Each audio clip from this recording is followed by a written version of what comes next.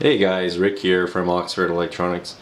I've had a lot of people asking lately about our organization and our bins and kind of how we keep things flowing through the office. And I thought I'd make this really quick video here to show you how we have it set up right now and kind of point you as to where we're going to go next with it. This is not probably the ultimate way to do it, but this is what works for us, so what works for you might be different. So I'll just go over this really quickly. So here we're showing you just all the phones that we have up for sale. These are all pre-owned refurbished devices. As you can see, we have a label on each one of them. Sorry about the focus. And it just basically says what it is, the capacity, and if it's unlocked or not, and then a price at the bottom. We have these mounted on these little stands. I'll show you here. These stands, I got them off Amazon. They're $15 Canadian each, and they're fully adjustable. They're really strong, and they're built well. They don't have wobbly, where the CNC production line moves so fast that everything's just comes out different every single one, like I find with the plastic ones. So it was worth the investment for me to get these. Plus, you can fully articulate and change the angle that they're on. So if you want to double phones up, you can do that, or if you can you just want to angle one more than the other because it's larger, that really makes it nice and easy. They're also sitting on these little plastic shelves. I got these from Uline. They are pretty cheap. They come in packs of 4, but they're only about 10 inches long, and they fit into a regular slat wall. Now our slat wall here, I'll just back up a bit. This is just a blank slat wall that we bought. Then we painted it in the cracks all blue, and then we put black paint over top of that. And then I ran 2 lines of LED lights in behind the main row just to highlight it so people kind of catches their eyes as they come in. And then we wired it in on the far end here. Now, as far as keeping track of each phone that comes in, we do that through Repair Shopper, and we put a label on the back of the phone that just has the price, and then we can go in our system and see if anything's been done to the device, if we replaced any parts or did a refurbish on it. That way the customers don't have to see any of that information right out front. We used to have those on the back of the tags and then what we paid for it and all that stuff. That way we knew kind of our margins if someone wanted to discount. Well, we decided that too many people were seeing all that information, so it was better to put it inside the computer. Now we can just check out with a new client account and scan them in with our barcode system over here, and then that allows us to quickly intake a new client and let them buy a product, and now we have it all in the computer instead of just some cash sales, some on the computer. Next part that we have here are just our bins up top. Again, sorry for the focus, but these bins here are for all the phones that we buy refurbished or extra parts we have from broken phones that are left behind.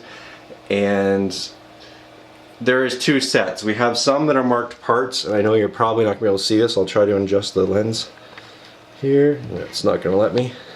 So we have some that are marked parts on the upper right and some that are marked sale. There we go. So we have 1 bin for each type for each phone of the major phones. So all the Apple series and most of the Samsung Galaxy series are all here. And we have more down here as well. So for the 4, for example, we have one on the top for sale, and then we have one for parts. So the one up top would have extra phones if we have them, and they're not on the main display shelf, and then we have our parts right below that. Eventually we're going to have one more bin below that that's just for refurb, so things that have come in that need to be refurbished, tested, whatever, because we get large batches in at some points. The other part of this, I've heard some people talking about doing barcoding, and obviously really there isn't room for barcoding directly on the front label the way we've done it. These labels here are the Uline inserts that you can get for their regular bins. You don't have to use the sticky part if you don't want. That's what we use up here. And then the little cardboard inserts that are inside there, they come out, and then we usually print our label off with our Dymo printer, and then we cut the excess amount around them off. So because the Dymo labels are slightly bigger than these ones, so we have to cut perfectly around the edge and then make them fit into the slots. So about the barcode part though, what we want to do eventually is put the lids that you can buy for these on here, and then we're going to put the barcode on the front of the lid. That way it's going to keep dust out, and we have a 2-part system where we can take our cordless scanner and we can bring it over from here, and we can go up here and we can just scan whatever the product is right here. So that's that. As for parts and things like that, we keep most of our screens just in these bags. We transfer everything. I don't know if we're going to do this forever. It takes up the least amount of space, but they're all labeled, barcoded, and we can just pull the screen out and they're bubble wrapped, so it's pretty good. The problem with that, I find though, is that we want to send most of our screens back for refurbishing or LCDs, and we have to go back and get the boxes from storage upstairs, like this type of box, and then put them back into those on their way out, where probably in the future we're just going to barcode everything based on what they send us and just keep them stacked on a shelf or in a bin down below. As for the smaller parts and batteries, we separate our batteries out, so the batteries are in their own section, and then we have another section just for smaller parts down below.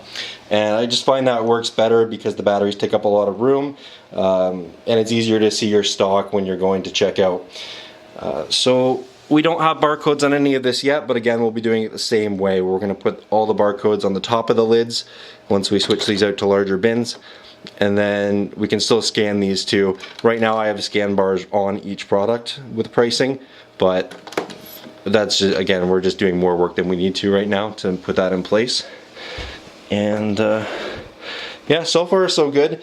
As far as the small parts go, I think doing a one bin for every single small part, like one for each type of home button or whatever, that's a little much unless we went to smaller bins. But the problem is you can't get labels for these ones any smaller, so we just combine all the little parts in one, and then when we use a part we leave the leftover remnants package over here. That way we know what part we need to order on our next one, so we never throw the packaging away until the next order is fully secured. And that way we don't have to rely on the computer system if we accidentally forgot to put something in, because you know when you're in a rush, you're doing a lot of repairs, you don't always enter everything perfectly in the computer like it should be. So that's our kind of our fail-safe. Plus we know kind of how many in general we need for each of the screens, so we always go through this even though we have the leftover screen packages over here to tell us which ones we need to order. That way we're not accidentally missing some stuff. As far as these go, I haven't figured out how to organize them yet so that I can see what's what, and so I know how many I have. I think we gotta flip them around the other way and then make sure they're marked on the spines or something so that we can get a better way, or stack them other way standing up with a ledge so that I can flip through them like I do with these to make it quicker. Because right now I have to pull all these out and then go through each set and make sure we have them or not. As far as my intake goes, I don't really have a lot down here. There's just a few little slots for it, and I keep a lot of the bigger stuff upstairs in another office. That way it's not cluttering the shop, because it's a very small area that we have going on here. So yeah, that's pretty much it. Eventually we'd like to make some of this down here into another storage area too, for maybe the screens instead of back here, and then eliminate this big shelf so that we could put these all right on the wall, and then we would eliminate this extra foot of stick out part here, because my shop is only about I think it's 13 by 14 or something. It's pretty tiny, so we don't want to take up too much more space than we need to. Alright guys, if you have any further questions, yeah, feel free to leave them in the comments there. This upper part here, these are all just empty boxes for display only, so I try to get one of each just to have it up there. I think once we get all of them, we'll actually put pricing right on the boxes so that people will know kind of where the pricing's at. Even if we don't have it on the stock shelf, we can still say, well, yeah, that one's this price, without having to go to the computer or step away from the front line when we're trying to do a sale. We also keep our cables kind of front line right in front of all the phones. That way, you know, people get an idea that they, oh, I can grab a cable here too, and they see it when they first walk in and go to sit down. Cases and stuff are over here just on the rack wall. We're gonna add a lot more to this year. This is just getting going, and then I have another rack wall ready to go here too. We're gonna put shorter pegs on because it's just right in front of the door. I don't want people to feel claustrophobic when they come in.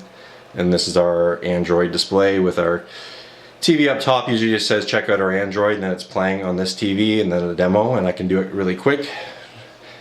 And then obviously our messy workstation right now, but this is where all the repairs are pretty much done, except for some of the really tough ones or larger repairs. Alright guys, well, thank you for watching. Again, if If you have any comments, just let me know, or any way we can make this more efficient. I'd always like to hear that too. About the blue line, we're going to continue that around the room as well. So we're going to go up in here, and then eventually this will be a computer on this wall, fully custom built out, and we'll get rid of that product and hide it away. And that blue line will extend, and then there's a TV, so it won't go behind there, but at least it will kind of tie in the room a little bit better. And then some more blue LEDs underneath, so this desk is lit up without having to turn on the really bright light, which is blinding for most people. Alright guys, thank you so much. Take care.